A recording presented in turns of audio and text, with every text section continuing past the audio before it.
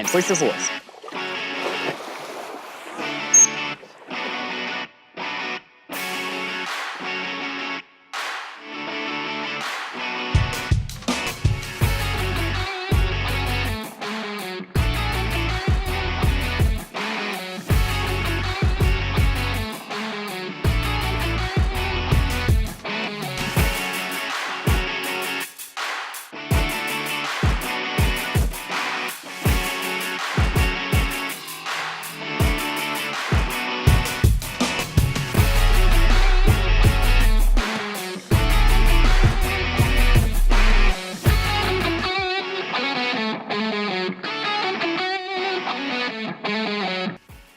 Welcome to Find Your Outdoors. Well, it's been an eventful month here at FYO, and our team has had the chance to take part in some really awesome adventures.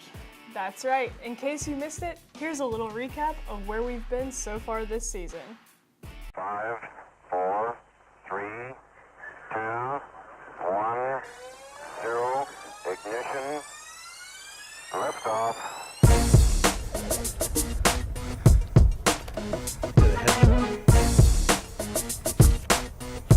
Dang. Yeah, I think we done found the shark hole.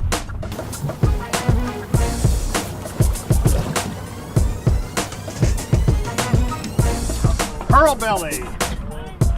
Not a huge one, but big enough. All right, this smack talker. Shark. A little bigger though. Get a shot of that one.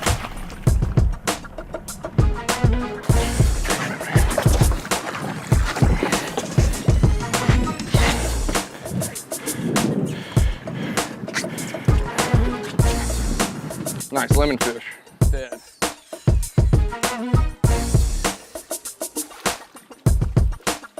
Like I was saying, whenever there's red snapper around, they like to eat the bait often. They're not at sea.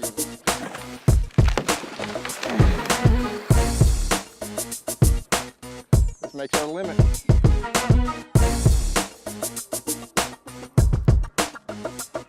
Looks like a king. Looks like a big king.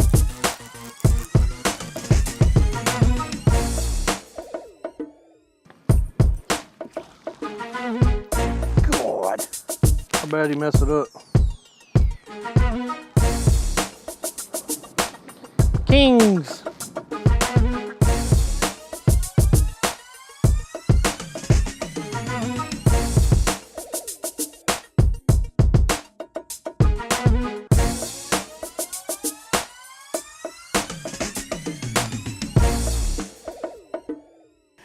You know, speaking of the Joes and Pros tournament this year, they're changing things up just a bit.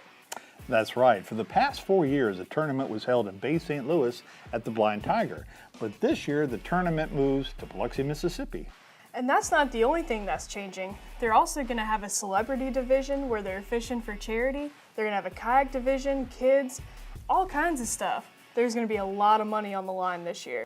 Stay tuned to Find Your Outdoors. When we return, we'll show you some of the action from this month's trip that didn't make it into the show. We'll be right back. We've been on trips where literally nothing happens all day.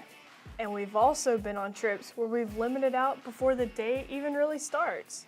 Needless to say, sometimes we come back with more footage than we can fit into a single show. Like this past trip with Real Southern Charters and Captain David Kewen. Captain David ended up hitting his limit on cobia fishing solo, which in itself is a huge success. That's pretty impressive. But cobia wasn't the only thing he caught that day. He was catching snapper, sheepshead, and I think even a triple tail or two. Here's a look at some of Real Southern Charters Day you didn't get to see.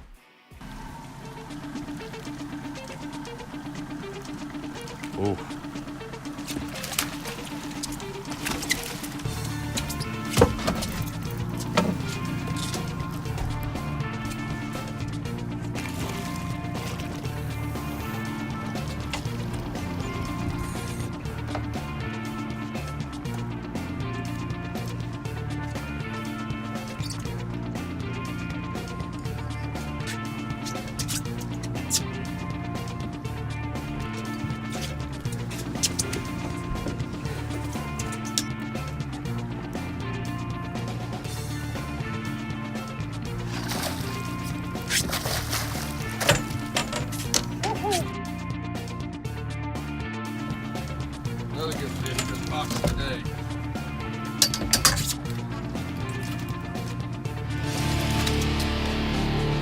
there.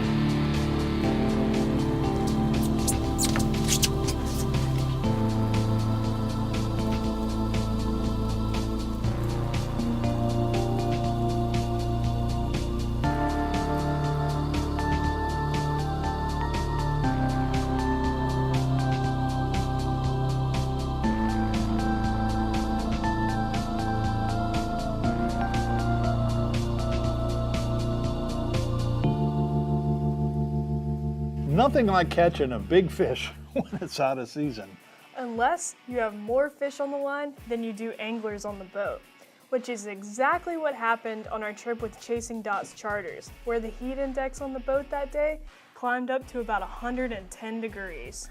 At that temperature, electronic equipment like TV cameras doesn't always cooperate. Captain Allen and Casey were fishing the rocks in Pascagoula when our crew suffered exactly this problem. The temperature started to spike, the cameras started to overheat, and wouldn't you know, right as we lost the ability to record, the fish showed up. And at this point, the captain had to think fast, so he grabbed his phone, put a fishing rod in our camera crew's hand, and well, check it out. School of Reds. Got the camera going, Casey's on, and I'm fixing to cast out and see if I can catch another one. About got him up. Chasing Dots, putting the camera guy on the fish.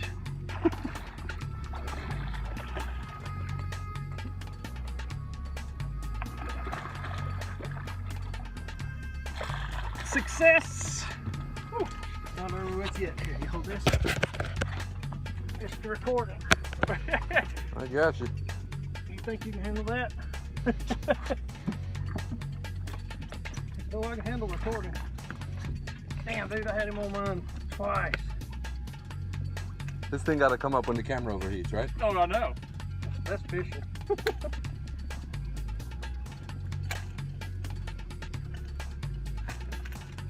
Mine's worn out. Come on, try to leave it in the water, get the rest of it back.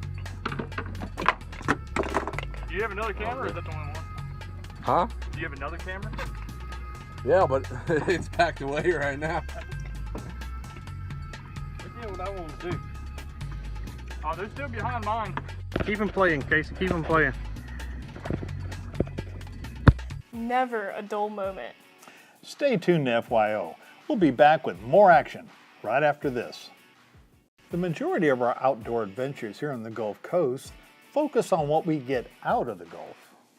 But we understand that a huge part of enjoying the outdoors on the Gulf has to do with what we put back into it. That's right. And here at FYO, we appreciate the work of many organizations that contribute greatly to keeping the Gulf Coast strong and healthy. That's right. Recently, I had the chance to visit with one of these organizations, the Institute for Marine Mammal Studies in Gulfport, Mississippi, to check out some of the awesome work they do to aid in conserving the coast. Check it out.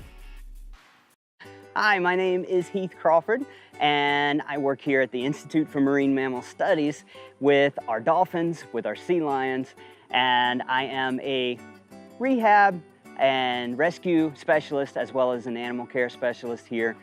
I'm one of the ones that gets to have all the fun and feed them and get to also share lots of different things about these animals to our public. We have different types of programs, from being able to be on the dock that you may be able to see over here, and others that can actually get in the water with our dolphins. Hey, big man! You ready to see somebody? Okay, Brittany, you can come on up. And just kneel down right here beside me.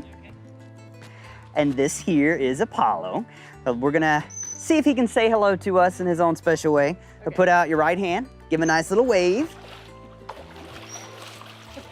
We have lots of people come through, get to meet them, and also learn a little bit about their story. One that I'd love to talk about is we have Apollo, who is back over here. And Apollo actually stranded in the marshes in Louisiana, probably about 3 days before he was found. And he got a severe sunburn because of this. And the Audubon Society were the ones to rescue him. And then after that, they came down here and got to live here with us. We're adopting him here, and we get to show a lot of people how cool he is. But one reason that he was not releasable was that Apollo is deaf. How about we see if he can dance, okay? What I want you to do is point at him and draw a little circle in the air. He's a better dancer than I Nice am. little hula dance, yep. And you may see me dropping my hand to let him know when he does a good job. Okay. One thing we found out about Apollo, being that he's deaf, it brings in some other challenges for training. You probably have noticed if you've ever heard a dolphin show, seen a dolphin show, you hear a lot of whistles, which is one thing that's around my neck right now. And that whistle lets the animal know when they've done a good job. And it also lets them know, come back, get some fish, get some reinforcement for doing a great job. Well, since Apollo cannot hear, it brought a little bit of a challenge in this realm of things. So what we had to do is figure out, how do we find out another way to let him know that he did a good job? How about, since he danced, see if he can sing. Put both fingers up and then conduct your orchestra. Beautiful singing, yeah. And to be honest, it gets a lot better than that, okay? It's gonna blow your mind. You're gonna think that he needs to be somewhere on American Idol, okay? Well, I want you to just put your hands out and wiggle your fingers. Best singing you've ever heard, I know. Good job, dude. So we've got a fish in our hand. I got my hand up in the sky. He visually sees me drop it, I give him a fish. Have it up in the sky, I drop it, I give him a fish. Or he's in front of me, I'd give a nice little double tap, give some fish. And eventually, didn't take long, because he is very, very smart, I can associate the fish with how we're telling him he did a good job.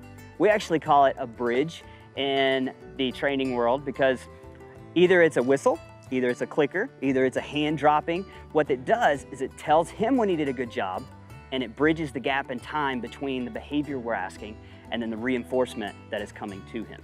So really, as smart as he is, it worked just as well for him to figure it out. We just had to figure out a different training process. Okay, so hands up and push the force.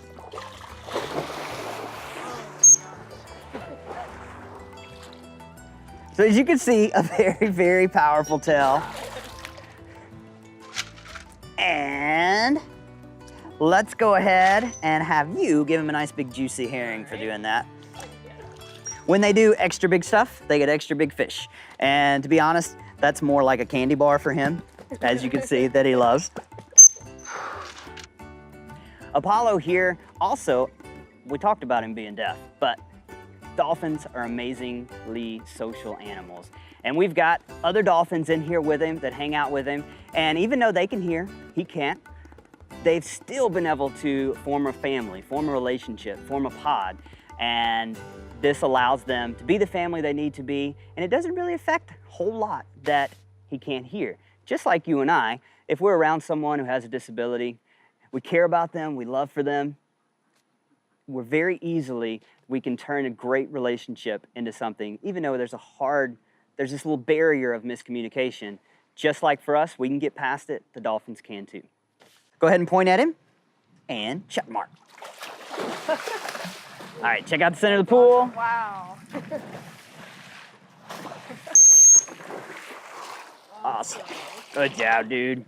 Here, you can give another big juicy fish. Nicely done. Always great to see Britt making new friends. When FYO returns, we'll take a look at what we have coming up on the show next month. Stay tuned. I'm Captain Clyde Falls with the Crappy Psychic. And I'm Jason Bland with Trinity Outdoor Disabled Adventures. Check us out this season On Find Your Outdoors. We're excited to show you what Captain Clyde has been up to recently. And speaking of kids in the outdoors, we've got some more great outdoors fun coming up with Kids Outdoors. Our FYO team will take you to Double Mountain Preserve in Alabama to catch up with a very special friend of ours. And let me tell you, he took down a monster. I can't wait. But before we get to that, the FYO team is headed to Costa Rica for one of our man trips. This year's trip was definitely one for the books. In fact, here's our old buddy David Gross to tell us a little more about what you can expect. We had 6 world-class anglers, and we had 2 boats signed up to go do a FAD trip off of the Pacific side of Costa Rica, out 100 miles in search of large, very large marlin. So the promoters told us that these fish attracting devices were placed out there to attract the largest of the large, and the time we were going was perfect. So we got to Costa Rica.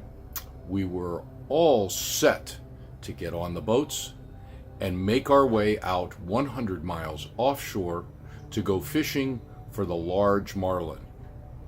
Or so we thought. But that's not exactly what happened during this adventure.